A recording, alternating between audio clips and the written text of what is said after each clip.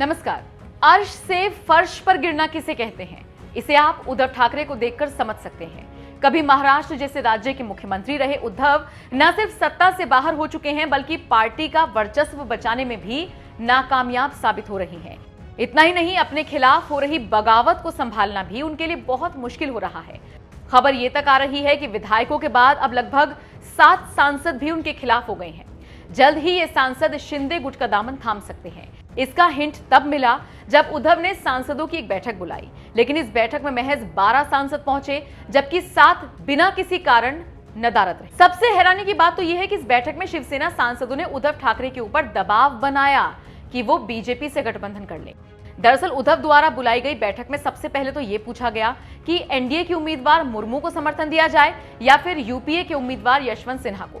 लगभग सारे सांसदों ने एक स्वर में कह दिया कि मुर्मू को ही जिताना चाहिए। उद्धव ठाकरे अपने सांसदों की ये बात मान गए, लेकिन उसके बाद उन पर दबाव बनाया गया कि वो बीजेपी के साथ गठबंधन कर ले। इसके पीछे सांसदों ने तर्क दिया कि एक तो पार्टी बिखरने से और टूटने से बच जाएगी, और दूसरी तरफ सरकार में भी शिवसैनिकों को हिस्सेदारी मिल सकेगी। सोमवार को उद्धव ठाकरे की बुलाई मीटिंग में शामिल रहे सांसद हेमंत गोडसे ने ये तमाम जानकारी दी। उन्होंने तो ये तक कह दिया कि मीटिंग के दौरान सांसदों ने पार्टी प्रमुख को सुझाव दिया है, केंद्र और राज्य सरकारें मिलकर काम करें तो विकास कार्यों को गति मिलेगी। इसलिए हम सांसदों ने पार्टी प्रमुख से एक स्वाभाविक गठबंधन बनाने की मांग की है। हमने उद्धव ठाकरे से कहा है कि महाविकास अघाड़ी और भाजपा के साथ गठबंधन में बड़ा अंतर है। हमने उद्धव ठाकरे से कहा कि बीजेपी हमारी स्वाभाविक सहयोगी है।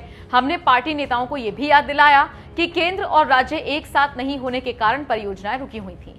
बता दें, संजय राउत ने खुद ही आज सुबह मीडिया से बात करते हुए द्रौपदी मुर्मू को शिवसेना की ओर से समर्थन देने का ऐलान कर दिया था। उन्होंने साफ कहा कि वो पहली महिला आदिवासी कैंडिडेट हैं और जन भावना को देखते हुए हमने ये फैसला लिया। हालांकि इसके साथ साथ राउत ने यह भी कह दिया था कि इसका मतलब ये कतई नहीं है कि हम भाजपा के भी साथ हैं। खैर, अब आप अंदाजा लगा सकते हैं कि उद्धव को किस तरह से उनके अपने ही घेर रहे हैं, लेकिन संजय राउत उनके साथ मजबूती से खड़े हैं। बहरहाल, आपका इस पूरी खबर पर क्या कहना है, कमेंट करके जरूर बताएं।